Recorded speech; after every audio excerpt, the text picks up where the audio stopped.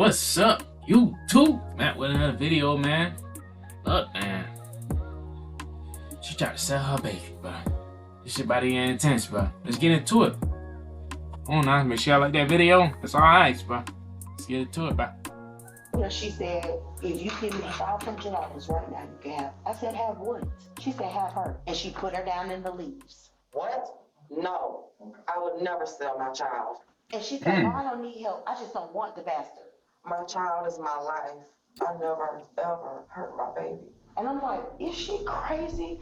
In March 2024, a woman walks into a police station with an 18-month-old girl and a shocking claim. The child's mother tried to sell her own baby, and when that didn't work, abandoned her entirely. But what sounds like an open and shut case takes a twisted turn when the mother accuses the woman of orchestrating a plot to steal her baby. The following report is based on official police records, and most of the footage has never been seen before until now.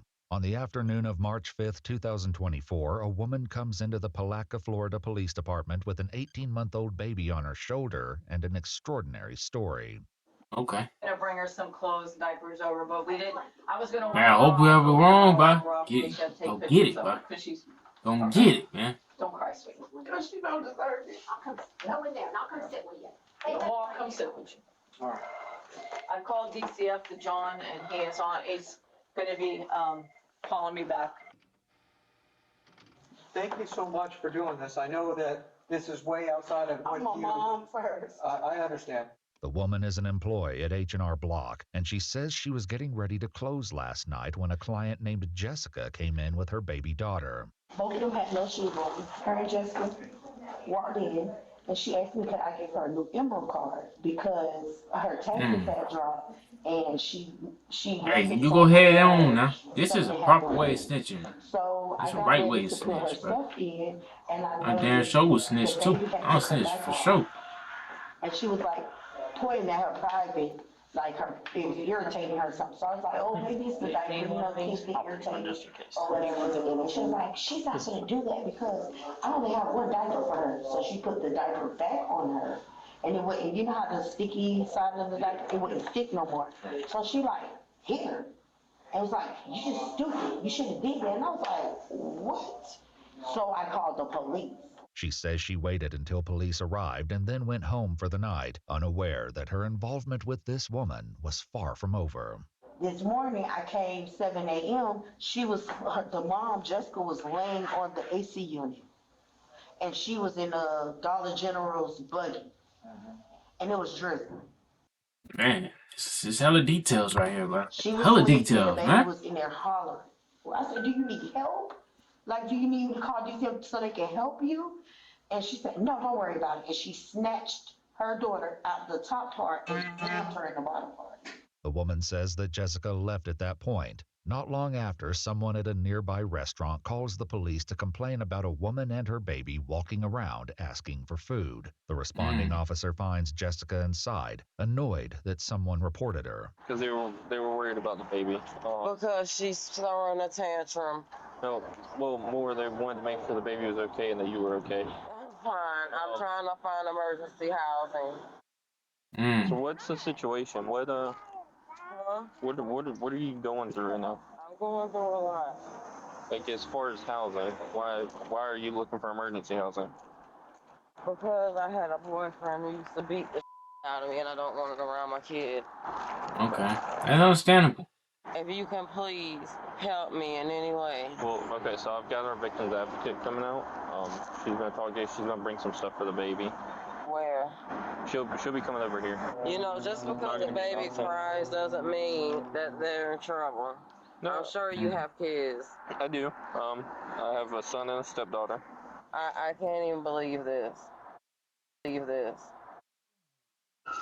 that rescue for my child? No. They're going to a different call. The victim's advocate arrives with her assistants, but Jessica is wary of their motives. No, y'all making me feel great. Oh, no.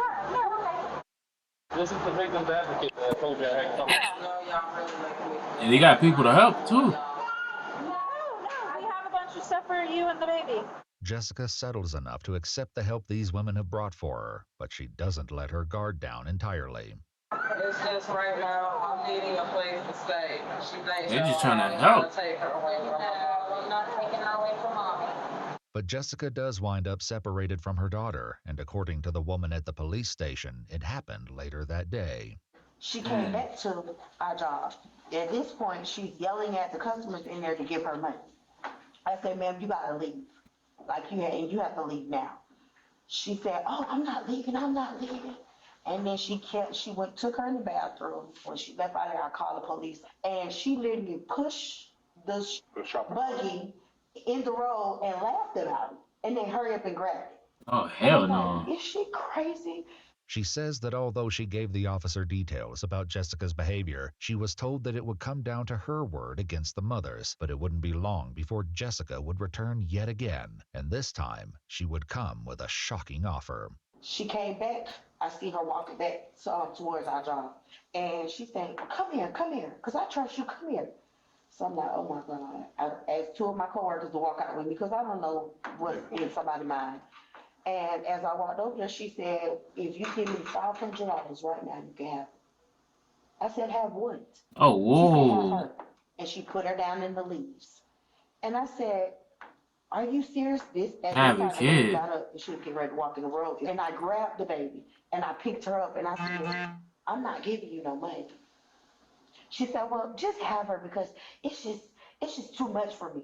The woman's account nearly defies belief, but when the police speak to Jessica a couple of days later, they hear a story that could turn the entire case upside down. Yeah, you I could. went to file my taxes at H&R Block. While I was there, one of the members of my church filed my taxes for me. She asked me if she could keep my daughter overnight. She said she wanted to buy her some clothes. She know I just got out of an abusive marriage, and I'm trying to get back on my feet. And this was Monday or Tuesday? No, she's only been gone for 2 days. Only 2 days. Okay. Well, today is Thursday, so that would make it, what, Tuesday night? Tuesday night, you tell me like approximately what time? About 7. 7 o'clock? Yeah. 7 p.m.? Yeah, 7 p.m. Okay. Jessica says that although she was reluctant at first, she ultimately agreed to hand her daughter over for the night. I allowed her to take Gigi, and about an hour To a random lady, though? That's crazy. From the police saying that I was banned from H&R Block. So I sent a text message, and I said, if you not produce my child, I'm going to call the police. What's the worker that you go to church with? What's her name? Her name's Crystal, but she's the black girl with the pink hair. Jessica paints herself as a caring mother who was tricked into giving up her baby, which is a far cry from the story police heard at the station. I'm saying. Do you need help? Again, I'm asking you, do you Totally, need help? totally different stories, She said, bro. no, I don't need help. I just don't want the bastard. And I said, okay. And I got the baby. I was crying. I walked across the street, and I tried to wake her up. And I put her in my car, and I told her she's going to be okay. This should not go on with a child. You don't remember having a conversation about trying to sell Giovanni? What? I'm just. No. No. Okay. I would never sell my child. Okay. No. I can't even believe that was even stated. My child is my life. Not only is Jessica's story completely different, she tells the detectives that she knows exactly what's going on here. Completely different, bro. My sister, me and her have a very bad relationship. She has wanted my child. She's told lies to my entire family. I believe she sent Crystal to do that on purpose because she laughed yesterday in my face and told me I was going to be in jail. So they set this up. Sounds petty, but it's true. I mean, what would be the reasoning they would do that? Same reason. I'm waiting for this plot twist, man. I'm waiting for the plot twist, bro. Some gotta turn around. Some gotta shake, does bro. express an interest in keeping the child, though it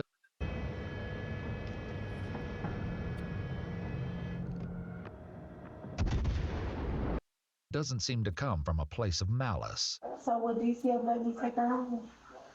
Probably not, but I just don't want her to have to go through no system. I'm just being honest with you. There might be a way. He might have to come out and look at your house, or he might.